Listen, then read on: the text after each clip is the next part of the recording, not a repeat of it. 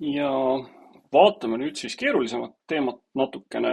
Otseselt sellega midagi tegema ei pea, aga see on väga valgustav selles osas, kuidas üldse objektorienteeritud lähenemine keeltes toimib. Ehk mis see pärilus on, kuidas see tegelikult tehakse. Kuna JavaScriptis on see võimalik nagu lähemalt vaadata, see ei ole peidetud väga hästi ja seda saab nagu näppudega katsuda ja seda muutmas käia, siis annab see ülevaate ka sellest, kuidas see tegelikult siis teistes keeltes üsna sarnaselt lahendatud on.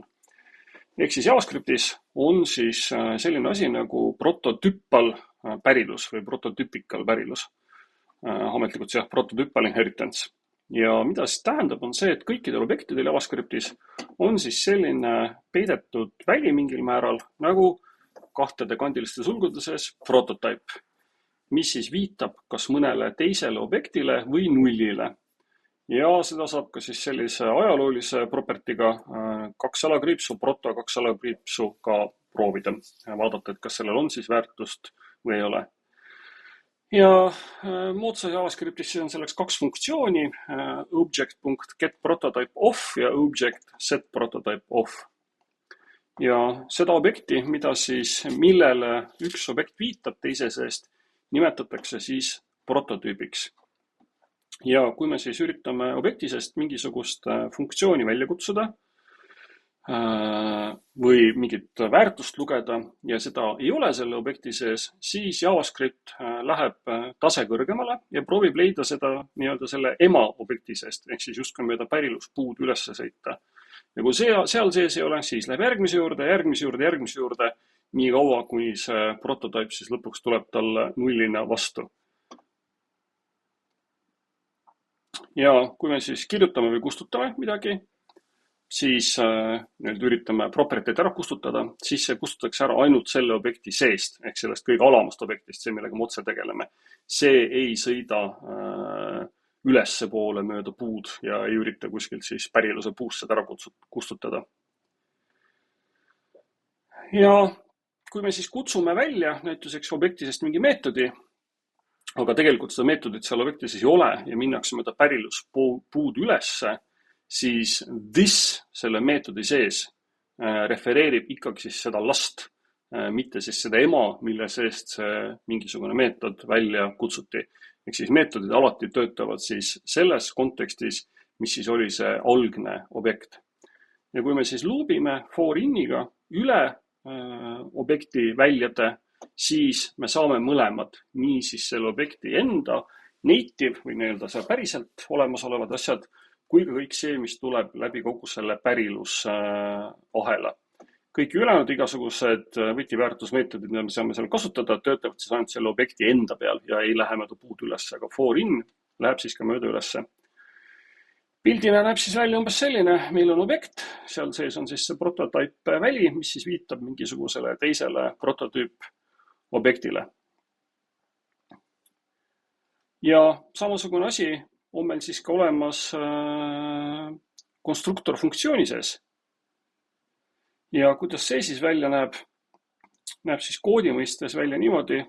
Meil on kõigepealt siis objekt animal, millel on üks omadus each true. Siis on meil funktsioon rabbit, mis siis ütleb, et rabbiti sees this name equals name. Justkui nagu ei tundu see midagi mõistlikult juhtuvalt, aga siis saab ütelda rabbit.prototype, sest see peaks siis ju tagastama nagu funktsiooni ja siin vaikimisi tegelikult on siis alati, mitte funktsiooni sabandust, see peaks tagastama, mitte peaks, vaid tagastab objekti, nagu me teame. Kui me seda, sest R-tähega on alati ju konstruktor funktsioonid. Ja nüüd me saame siis paika panna rabbit prototype'i kaudu, et tema vanem objektiks, tema päriluspuu tuleb siis sellest animalist. Ja nüüd, kui me ütleme, et teeme siis uue jänese lõpuks new rabbit nimetusega white rabbit, siis selle rabbiti protoväli viitab siis sellele animalile ja kui me ütleme või küsime alerdiga või konsoole loogiga või millegi muuga niisugusega, et kirjuta välja, mis on rabbit each väärtus, siis rabbit each väärtus on true, ehk see siis sõidab mööda seda puud ülesse. Ehk siis see prototype käitub ka siis selle konstruktor funktsiooni juures samamoodi.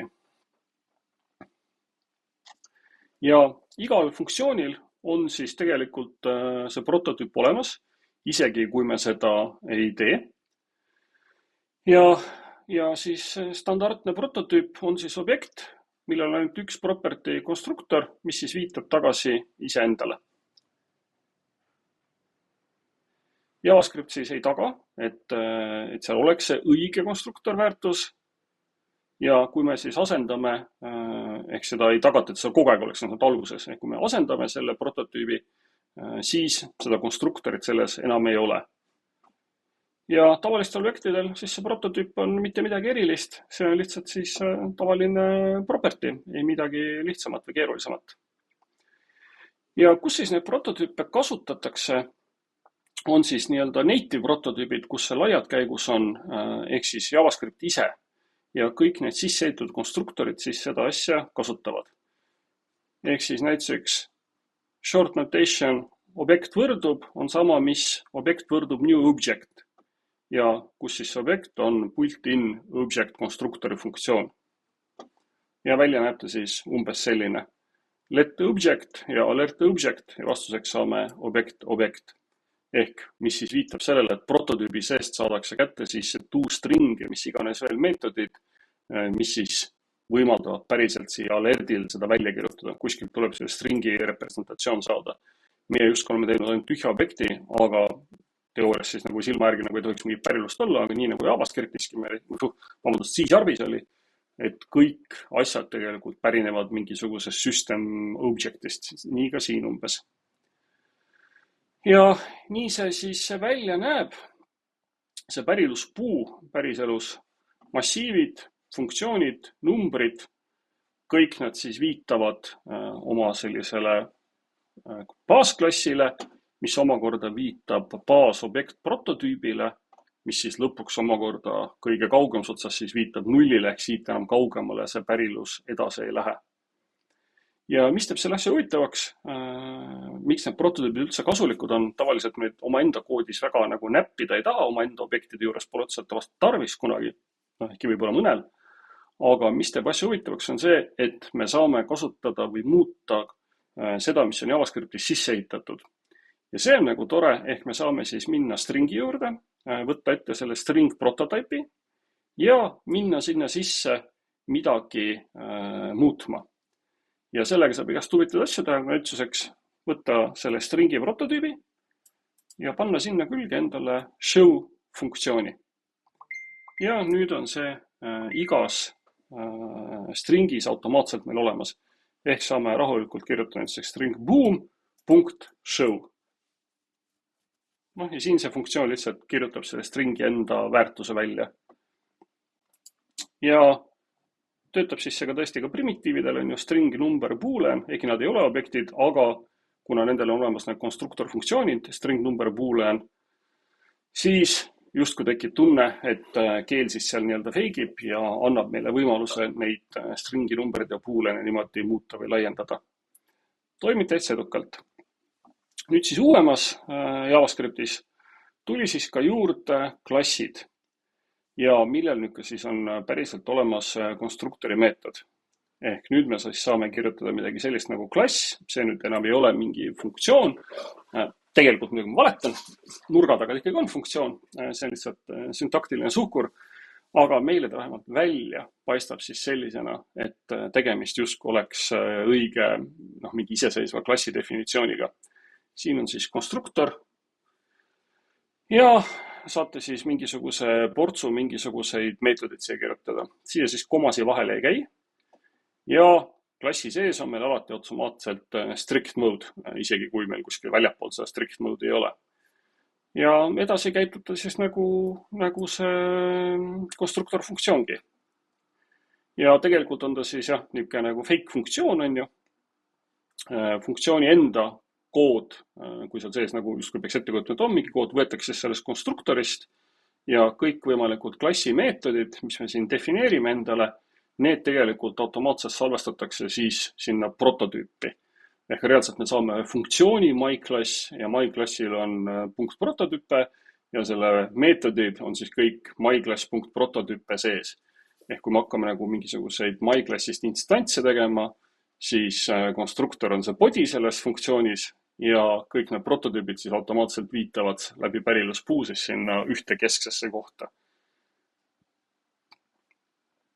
Ehk siin siis sama näide nüüd lihtsalt kirjutatuna laiali siis ilusti funktsioonidena. Ehk meil on siis see konstruktor funktsioon ühe väljaga, name. Siis on sellele funktsioonile lisatud küll ka prototüübi kaudu see say hi. Ja lõpuks me saame siis seda rõõmsameelselt kasutada.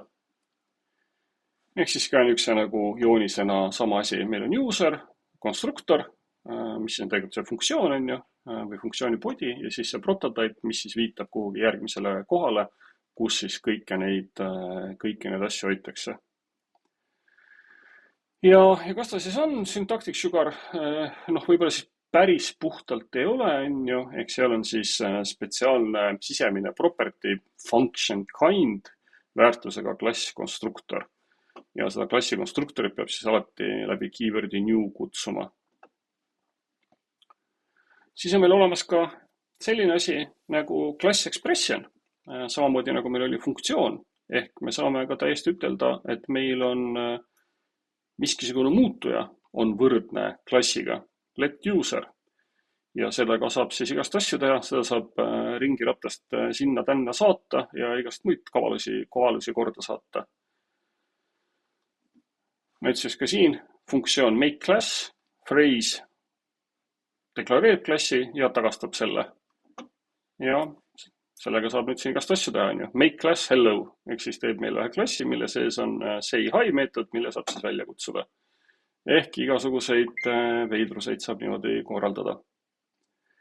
Nii nagu ka literaalobjektides, ka klassides on siis olemas getterid, setterid, computed properties, arvutatud väärtused ja kõike muud taolist.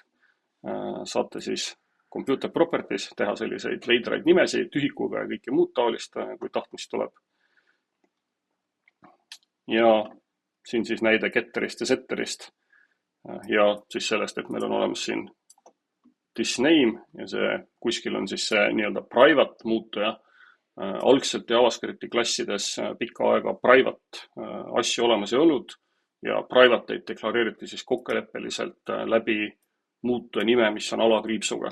Ehk siis, kui te näete alakriipsuga muutujat, siis tavaliselt arendaja on siin selle koha peal mõelnud, et see on private ja seda ei tohiks näppida.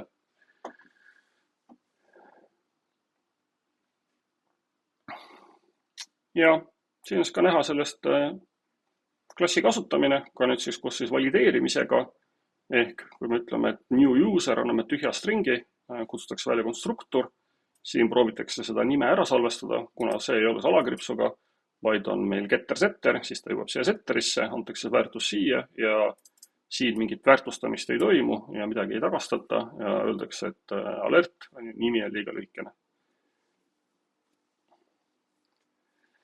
Ja nüüd siis klassi muutujad või selle instantsi muutujad on ju, tuleb siis kuskil meetodi sees defineerida ja varasemalt enne 2020 aastat JavaScripti, ehk siis ECMAScript 2020, ennem seda tuli siis seda teha läbi keywordi this kogu aeg. Nii nagu siin näidetes igal pool on ju this midagi ja this kedagi, mis siis lisab uue välja sellesse klassi või sellele instantsile, kui ta loodud on. Nüüd siis saab seda ka alates 2020-21 saab siis seda ka täitsa nagu tavalisel viisil ütelda, ehk meil on siis miskisugune instance field või instance field koos initsialisaatoriga ja ka vajadusel staatikud. Staatikud, sellised klassikalised asjad, mis siis püsivad alati nagu ühesugusena, selles suhtes, et üks jagatud väärtus üle kõikide instantsite. Aeg-ajalt kasulikud, ehk siis sisuliselt nii-öelda konstandid. Ja 2020 aastast tuli ka siis privaatsed väljad meile, mis siis algavad hashiga. Ehk see siis tuli ikkagi suhteliselt hiljuti. Seda ma nüüd väga palju käigus ei ole näinud, kui ma mõtlen koodibaasi peale, mida ma ringiratast vaadanud, kuna valdavalt kirjutatakse seda kõike TypeScriptis. Kui me juba objektorienteeritult hakkame kirjutama, sest TypeScriptis olid objektid juba ammu ilma olemas, need lihtsalt muudeti koodi poolt funktsiooniks pärast, siis TypeScriptis on ikkagi keyword private selle jaoks olemas. Aga JavaScript siis otsustas seda osa mitte TypeScriptist üle võtta ja läks siis sellisele trelliga algusele meetodile ametlikult. Ja neid siis ei saa siis väljapoolt klassi siis tõesti endale private itele kallale minna ja justkui siis nii-öelda legally ja seda siis see JavaScripti runtime ise nagu jälgib täitsa nagu korralikult.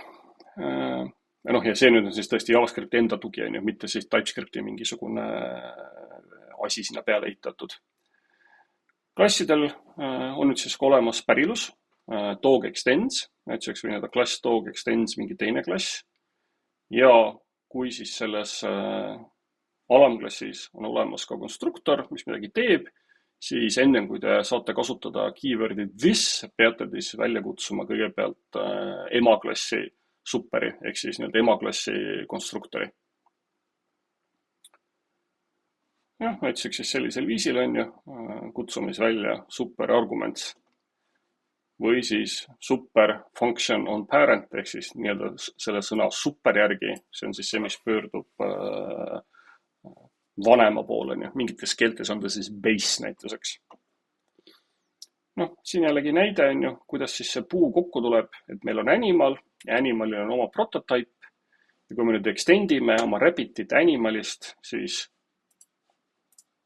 rabbitil on ka oma prototype ja selle prototype omakorda siis viitab sellele animalile.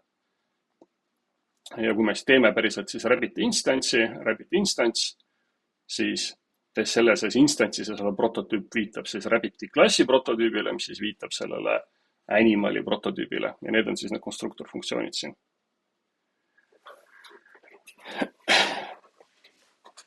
Siis on meil olemas, kui enne oli meil operaatori nimetusega typeof, siis nüüd on meil olemas operaatori nimetusega instanceof, millega saab siis küsida, kas üks või teine objekt, mis on siis tema klass päriselt. Ja seega siis võtab inheritance'i arvesse, ehk kui te küsite, et kas ta on ühest või teisest tüübist, siis ta jookseb mööda puud üles ja kontrollib alates altpoolt üles, kas mõni nendest sellest puus olevatest prototüüpidest siis päriselt on see, kus siis see klass teil pärit on. Siin on siis terve nagu näha see puu rabbit prototüüp, animal prototüüp, object prototüüp ja lõpuks 0. Ehk mis ta siis olemas on. See on siis selline objektorienteeritud nagu lähenemine, kuidas siis ka päriselt muudes keeltes toimib, kas see näiteks C-Sharpis. Ehk just nimelt selline prototüüpikal asjandus. Ehk kui mõtleme näiteks C-Sharpi peale, kuidas seal mida tegelikult tehakse, siis ju neid funktsioone ei ole ju mõtet mitu korda defineerida. Need peaks olemas olema ainult ühe korra. Milleks neid mälusse mitu korda laiali teha. Ja nii ka C-Sharpis, kui te ütlete oma alamklassis kuskil, et palun käivita mingi meetod, mis on parent klassis või ka selles klassis mitu meetodit, siis need kõik on nagu nii-öelda välja tõstetud mingisugusesse ühtsesse prototüüpnimelisse nagu hoiupaika, ja kõik instantsid jagavad seda ja kui siit ei leita, minnakse siis emaklassi ju samasugusesse hoiupaika need otsima. Ja nii umbes tehakse siis pärilus tegelikult kõikides programmeerimiskeeltes. Ja järgmiseks vaatame siis natukene veahaldust. Aga sellega objektidest selleks korraks kõik.